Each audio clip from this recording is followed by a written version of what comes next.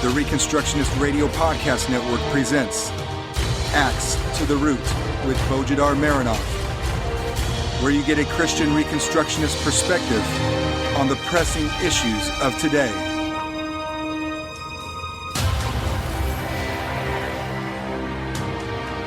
Welcome to episode 22 of Axe to the Root podcast, part of the War Room Productions. I'm Bo Marinov, and for the next 20 minutes we will be talking about sales and the job of a salesman. We're not going to be talking about it from your typical so-called business perspective.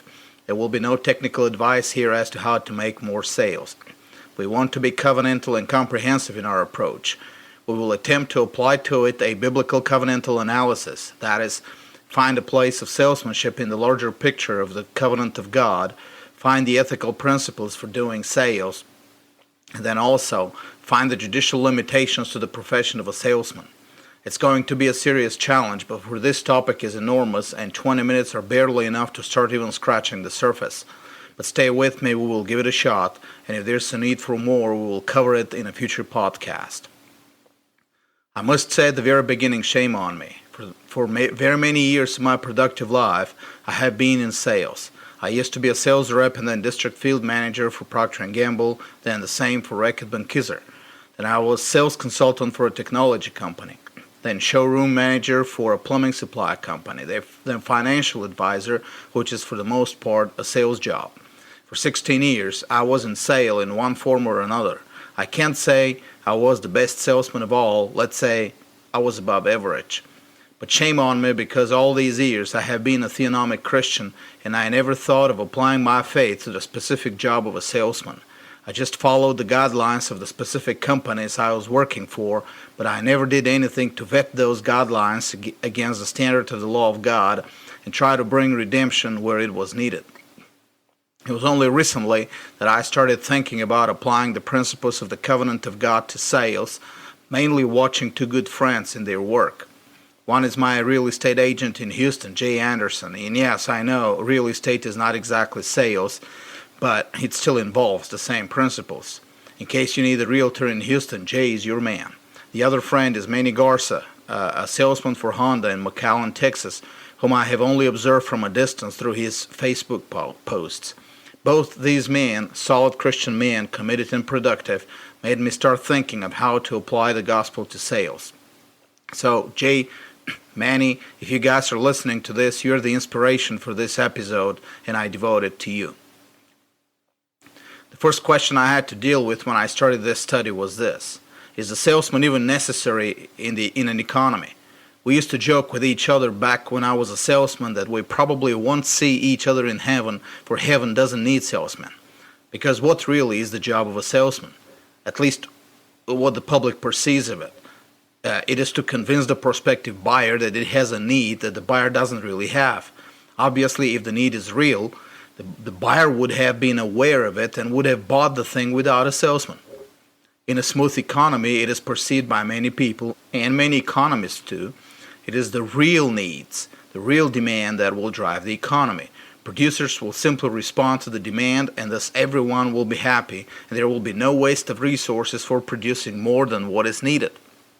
And if nothing is produced more than it is needed, then there is no need for salesmen to try to sell the surplus.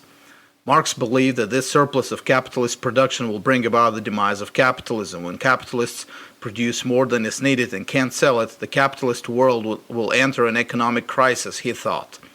Communism was then supposed to be rational, that is, only producing what is needed, so that the economy was rationalized based on needs. In fact, one of the main slogans that I grew up with as a child in a communist country was exactly that. We don't sell goods, we satisfy needs. I still remember that slogan painted on the side of a vast apartment complex in Varna, Bulgaria. So if we don't sell goods, we need no salesman. We only need to know what the customers need and produce it. And there we have a smoothly running economy. The only problem with this is that real needs have no real material measurement. Just like the perceptions created by the salesman, the real needs of the buyer are also perceptions, conditioned by many different factors in the society around him. Even if there were no salesmen around, the very society would be the salesman, creating in every individual the perception of what his so-called real needs are. What do the real needs of a person include? Different kinds of food, a walk-in closet full of clothes and shoes, a two-story family house, air conditioning. Just 100 years ago, these were not needs, these were luxuries. How did they change from luxuries to needs? Did people 100 years ago demand all these luxuries and thus prompted the economy to supply it? How many consumers 100 years ago even knew that air conditioning or computers or cell phones were even possible, let alone perceive them as needs? If the economy was really driven by needs, as socialist economists say, then mankind would have never progressed beyond the level of bare subsistence. And the Bible clearly shows that economy is not driven by needs. God commanded Adam and Eve to take dominion over the earth even as they felt no need and had no need of anything. They had their basic and perceived needs completely covered. There was enough food in the garden, there was no need for shelter or clothing. And yet, they were supposed to expand the economic order of the garden to the whole earth. Their needs didn't drive that expansion. There was something greater than simply perceived needs. The dominion covenant was not driven by man's need. It was driven by God's command to higher productivity, irrespective of the perceived needs of man. The truth is, the economy is driven not by needs and demand, it is driven by productivity and supply. The active part in the economy are its producers and entrepreneurs. They not only produce to satisfy the current perceived needs of the consumers, they also innovate and produce more than that, to open the eyes of the consumers for more opportunities for them to make their lives and work more productive, more efficient, easier, more pleasurable, healthier, etc. Mankind has never needed these things to survive, but without these things, mankind has been less than a conqueror over the earth and has lived life in subjection to the environment rather than a master over God's creation. But once these new things are on the market and the consumers are informed about the new possibilities to make their lives more productive and more victorious and pleasurable and easy, they become needs. We just need a family house. We need 2 or 3 cars. We need air conditioning. We need a new grill in the backyard, etc., etc., etc. Obviously then, needs are not a material given. They're psychological perceptions. True, there are real material goods behind these perceptions, but the perceptions themselves are conditioned. They're never real or natural. Given these facts about economy and economic growth, it is obvious that a significant part of the work of an entrepreneur or producer would be to convince his prospective customers that they need his product. This process of persuasion is not unnatural. It is not some sort of swindling people out of their money for something of no value. Well, in certain cases it may be swindling, but it doesn't have to be so by nature. By nature and by its economic purpose, such persuasion is simply delivering new information to the consumers about the new possibilities before them.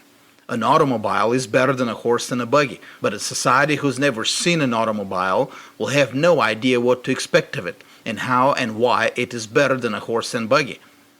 Even today, when everyone knows what an automobile is, there is such variety of vehicles with many different characteristics that the producers still have to educate the consumers about what best fits their specific situations.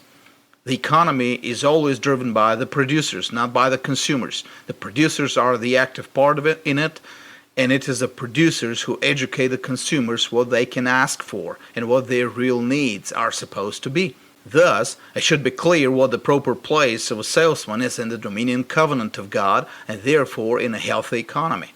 A salesman is supposed to be an educator.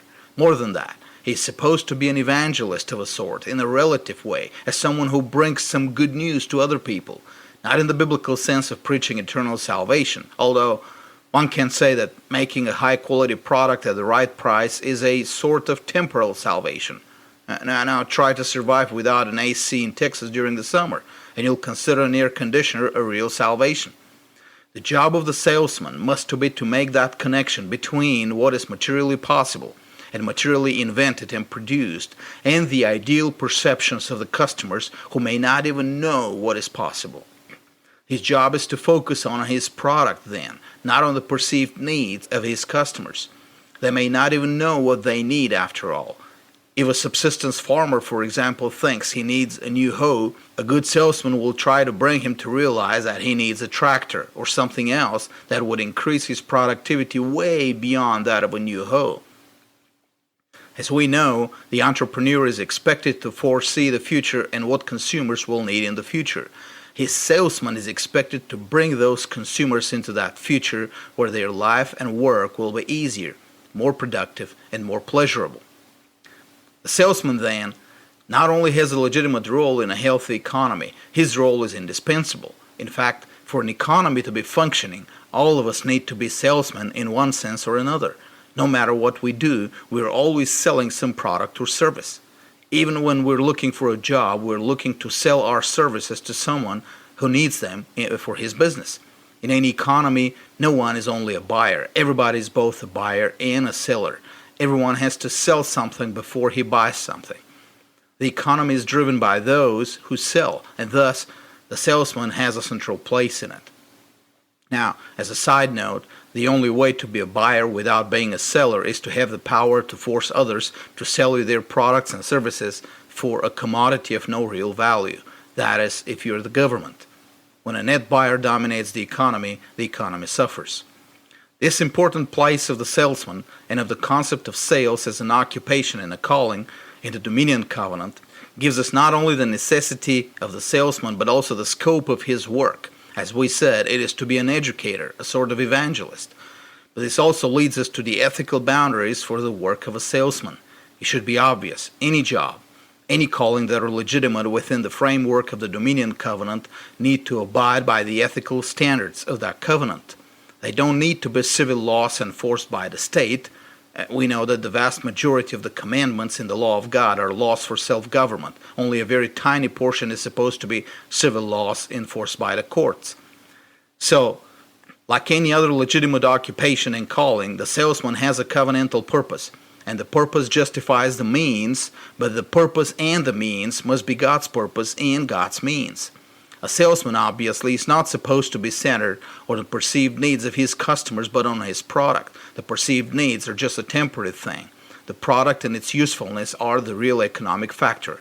But a product or a service are a real economic factor only to the extent they really contribute to the wealth of his customers. The two ethical principles regulating the work of a salesman then are, first, does the product in general increase the wealth of the customers? And second, does the particular customer benefit from the product? So the first is the nature of the product itself. It's the moral duty of a salesman to assess the nature of his product and whether that product is really beneficial. And if some product is not really beneficial, a salesman should refrain from working for such a producer. You may have heard certain people who have amazing gifts of persuasion brag about it. I can sell anything to anyone. Now, perhaps you can, but from the perspective of the Dominion Covenant, ethically you may not. As a salesman, as the most active person on the market, you are under a moral duty to vet the products yourself and refuse to sell what is obviously harmful and destructive to your buyers. A godly salesman, then, will carefully assess the place of his product in the Dominion Covenant and will stay away from products that are specifically designed to decrease the wealth of the society rather than increase it. There aren't many products and services offered today that are in themselves harmful, but there are a few, and very often it is for these products that there is a large demand for skillful salesmen, and many young men are attracted by the opportunities. One example would be selling credit card debt, as well as other types of consumer debt that is not backed by present assets and is not predicated on some increase in productivity, which would be business debt. The only premise for consumer debt is greed, increasing present consumption beyond one's present means. Although there may be a precious few cases where such debt is a necessity, but they have to do with charitable debt, and the Bible regulates that kind of debt. Another concrete example would be hard narcotics for recreational use. While we should be against government regulation of those, for the obvious reason that the law of God doesn't allow the government to control what individuals put in their bodies, prospective salesmen should be aware of the destructive nature of these. Another example would be different Ponzi schemes and other similar frauds. They do not increase the wealth in the society. The list can become longer given the complex nature of our modern economy and of the society as a whole. A salesman needs to make sure his employer is not exaggerating the qualities of his products in order to gain more customers or to drive up the prices. He should also decline to withhold information about the products that would be critical to the decision-making process of his customers. But it doesn't stop there. Salesmanship today is employed in different non-economic activities as well, especially political campaigns.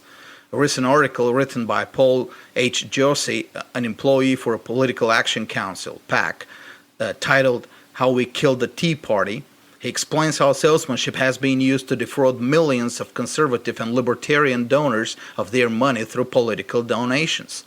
Many of these PACs absorb for their operational expenditures more than 90% of donated money. Josie himself, after witnessing this mega fraud for hundreds of millions of dollars, decided to quit and start his own firm, where he is open and transparent and redirects the money to its designated purpose. This is what an ethical salesman is supposed to do when he finds out his skills have been used to commit fraud, even if he himself is not directly responsible for the fraud. The salesman then is supposed to be one of the lines of defense of the society against its dissolution of capital.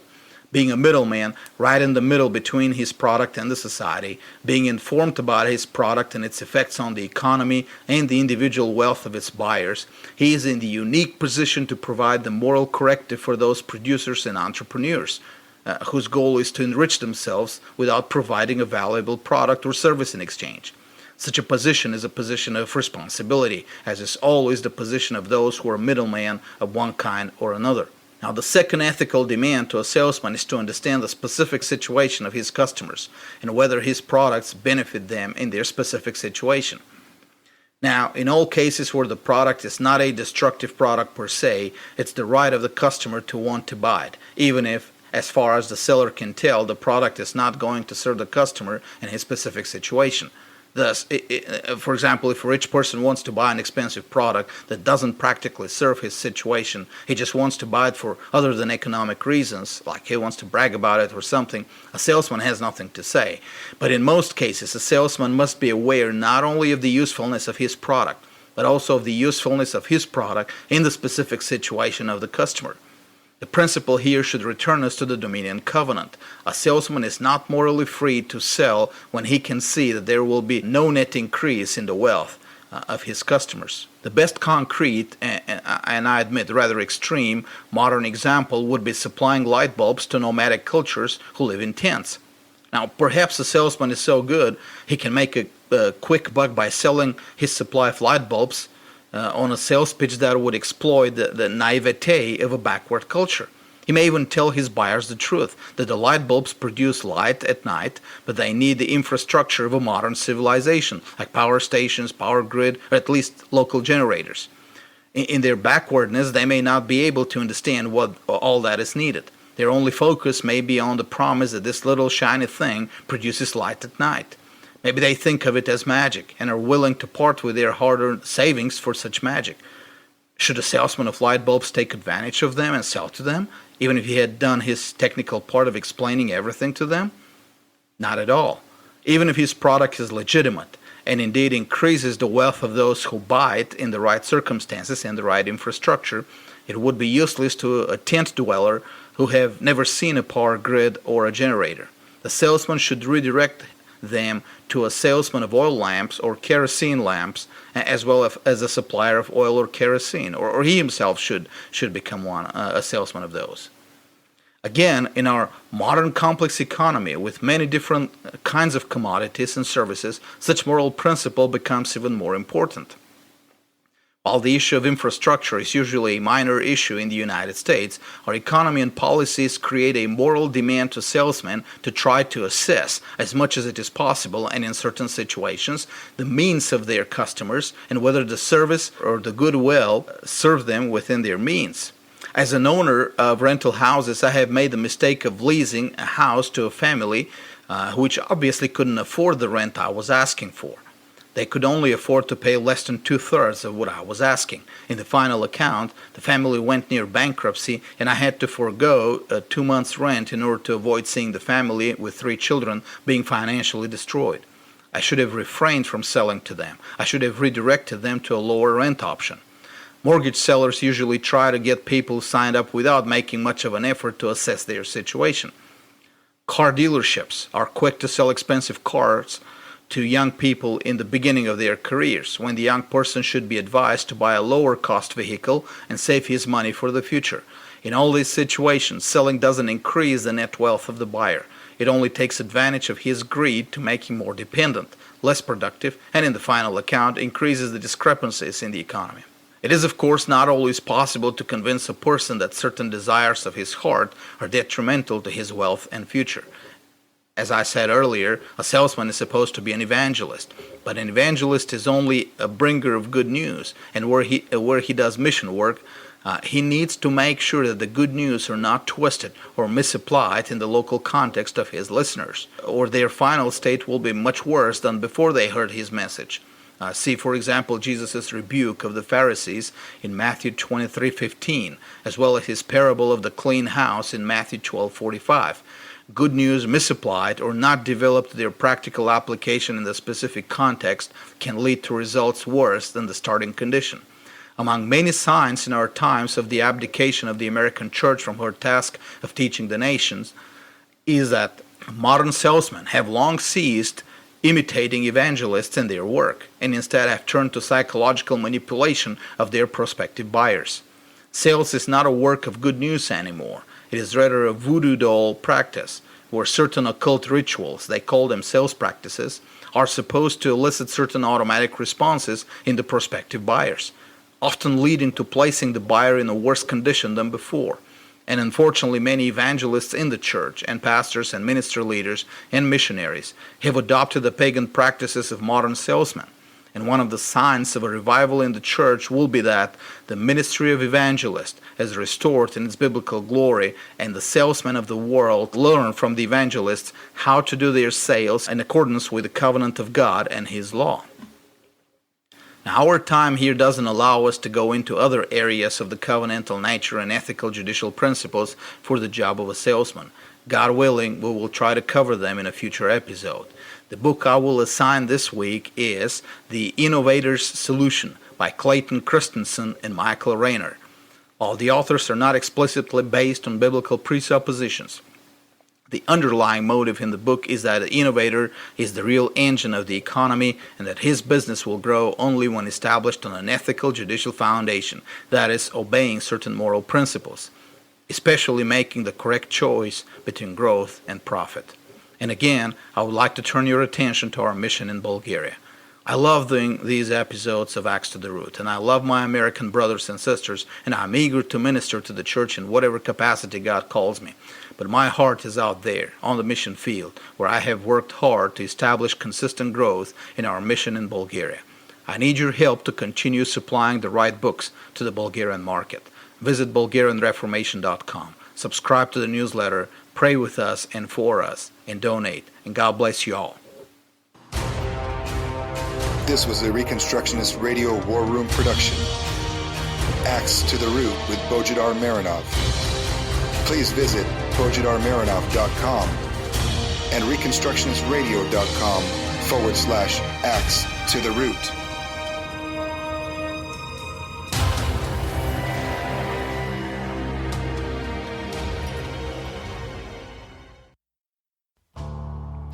The Reconstructionist Radio Podcast Network brings to you a complete lineup of podcasts where you will hear practical and tactical theology.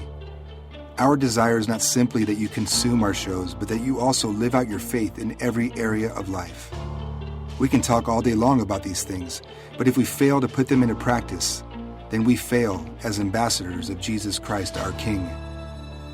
Subscribe now to your favorite Reconstructionist Radio Podcast Network shows, or you can subscribe to the Reconstructionist Radio Master Feed, where all of the content we produce, including the audiobooks and audio articles, will pop up as soon as they are available. And don't forget to visit reconstructionistradio.com to volunteer as a narrator or to partner with this ministry financially. May the Holy Spirit stir you into action for Christ and His kingdom